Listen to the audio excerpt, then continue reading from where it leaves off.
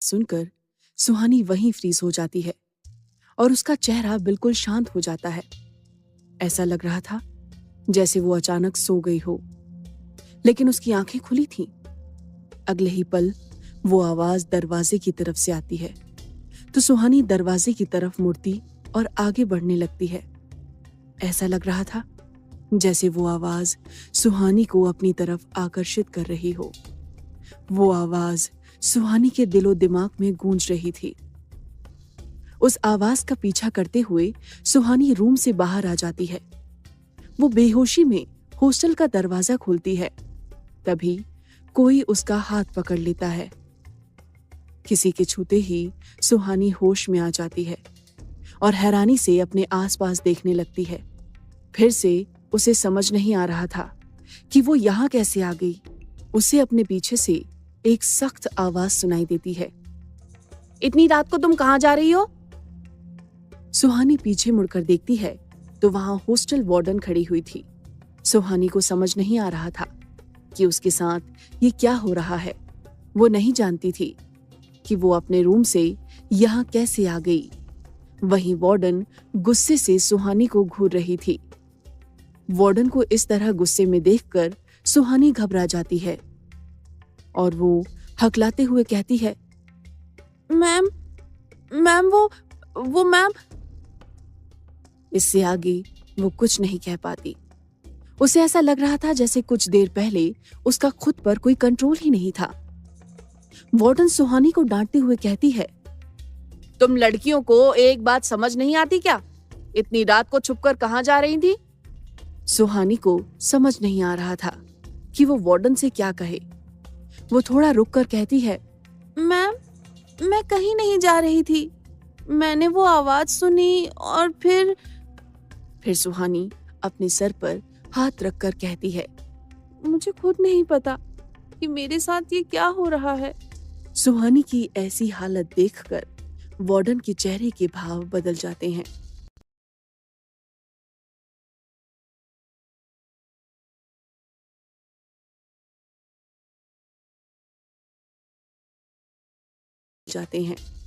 वो वार्डन एक गहरी सांस लेकर कहती है, हाँ ठीक है, जाओ अपने कमरे में जाकर सो जाओ।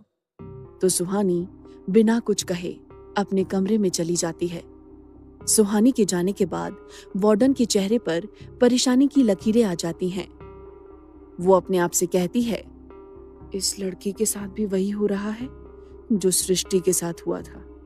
कहीं इसका भी वही अंजाम ना हो जो सृष्टि का हुआ था।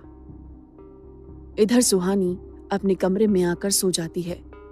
उसे इस बात का बिल्कुल भी अंदाजा नहीं था कि उसके कमरे की खिड़की के पास कोई खड़ा उसे ही देख रहा था।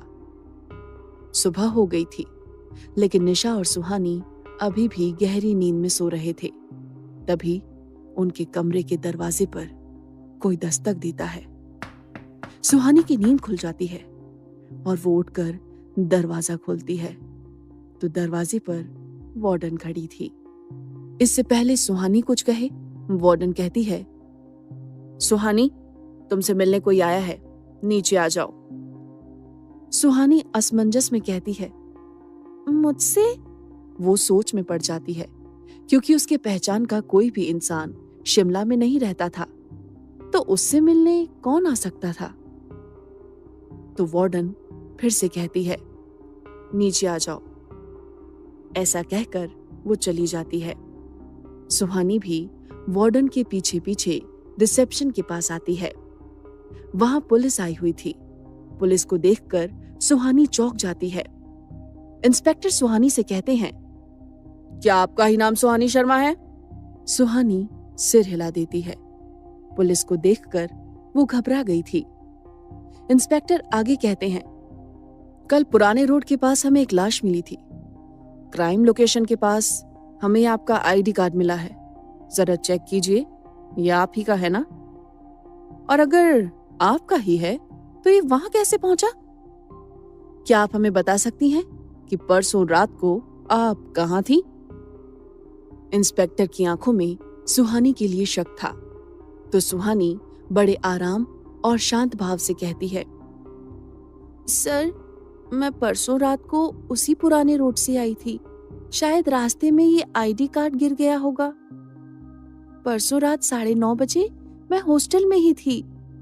आप चाहें तो वार्डन मैम से पूछ लीजिए। फिर वार्डन भी इंस्पेक्टर से कहती है, सर, सुहानी सच कह रही है। परसों रात 9:30 बजे से पूरी रात ये इसी हॉस्टल में थी। ये सुनकर इंस्पेक्टर सुहानी से कहते हैं, जब आप रात को पुराने रोड से आ रही थी तो क्या आपने कुछ अजीब नोटिस किया था? कुछ देर सोचते हुए सुहानी ने कहा, नहीं, मैंने कुछ अजीब नोटिस नहीं किया। सुहानी जानती थी कि जो भी उसने उस पुराने रोड पर देखा था उस बात पर कोई भरोसा नहीं करेगा। इसलिए सुहानी वो बातें पुलिस से शेयर नहीं करती और अब इंस्पेक्टर के पास भी सुहानी पर शक करने के लिए कोई वजह नहीं थी। इसीलिए वो थोड़ी पूछताछ करके वहां से चले जाते हैं।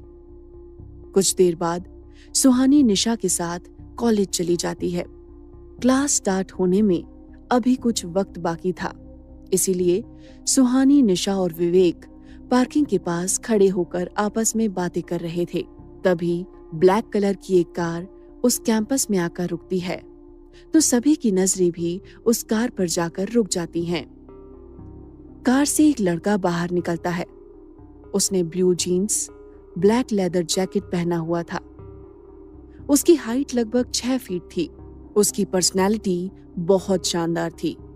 पूरे कॉलेज की नजर उस लड़के पर जाकर रुक जाती है। सुहानी, निशा और विवेक भी उसे ही देख रहे थे, लेकिन वो लड़का बिना किसी पर ध्यान दिए सीधे कॉलेज के अंदर चला जाता है। उसके जाने के बाद सारी लड़कियां उसके बारे में बातें करने लगती हैं, लेकिन कोई था जो उस लड़के को देखकर खुश नहीं था।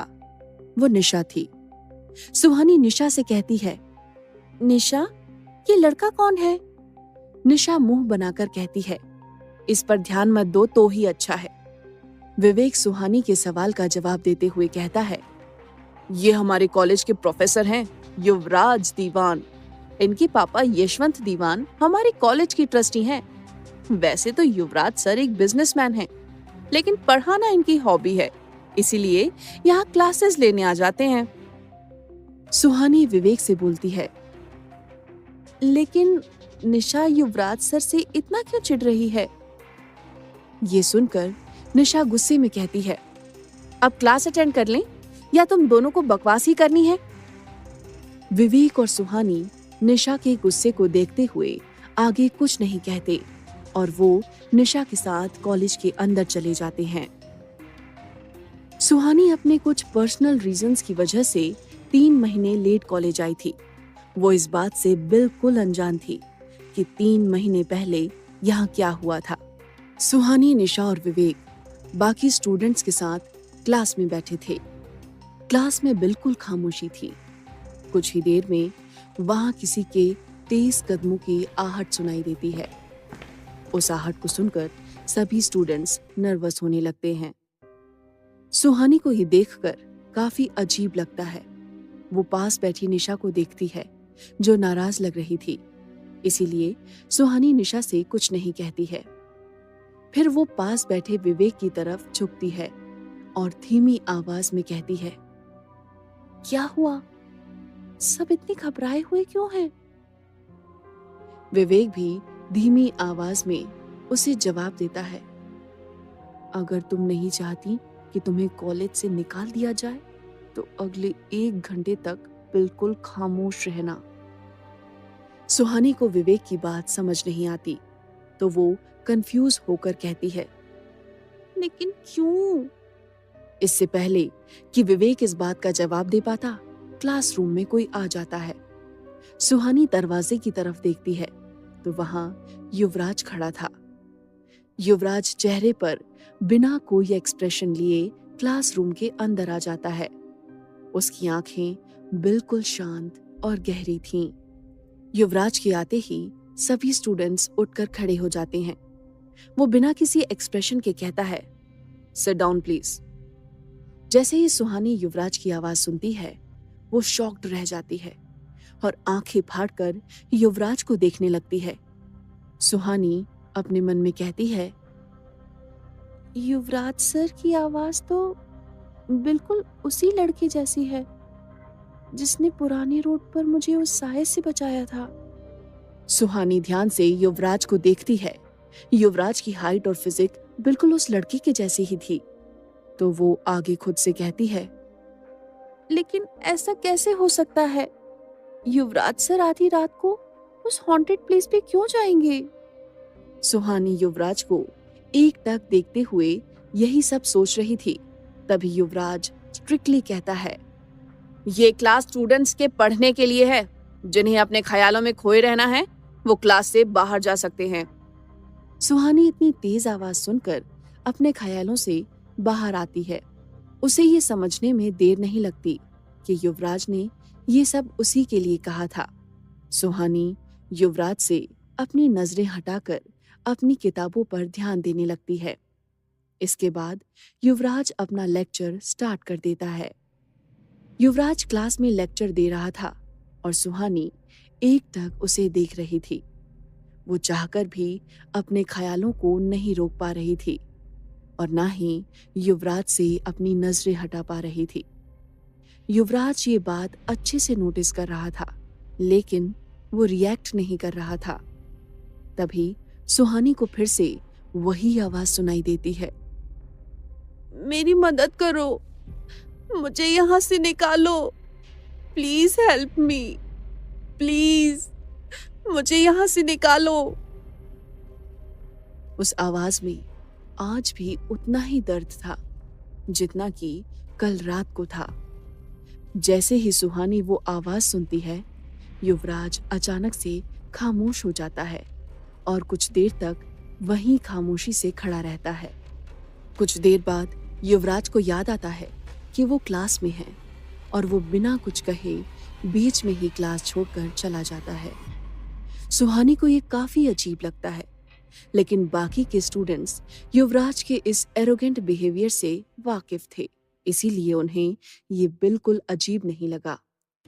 सुहानी कंफ्यूज होकर खुद से कहती है, वो आवाज आते ही युवराज सर खामोश क्यों हो गए थे?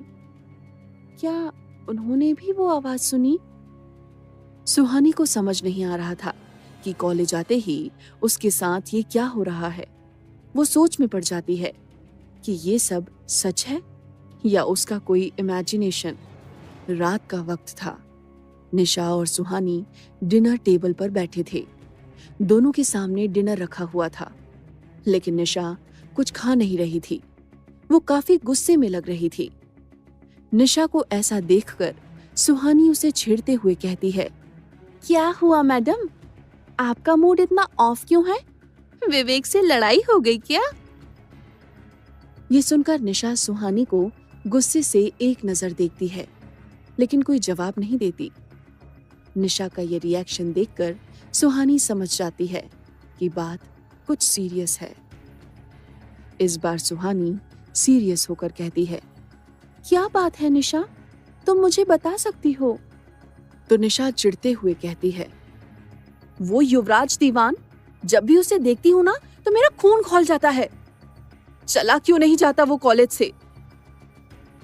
सुहानी क्यूरियस होकर कहती है, यार उनकी स्टोरी क्या है? तुम उनसे इतना गुस्सा क्यों हो?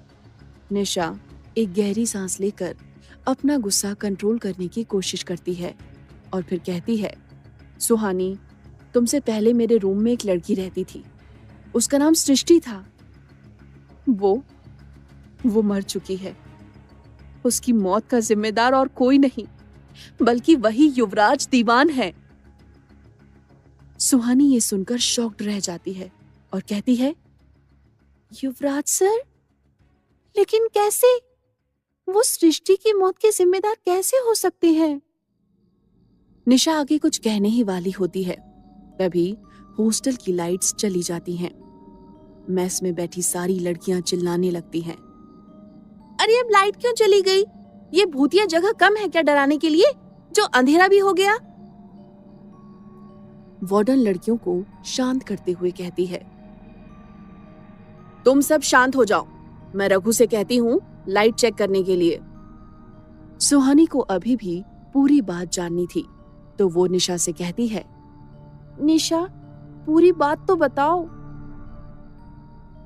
लेकिन निशा उसे टालते हुए जवाब देती है, फिर कभी यार, आज मूड ठीक नहीं है, और देखना लाइट भी चली गई है।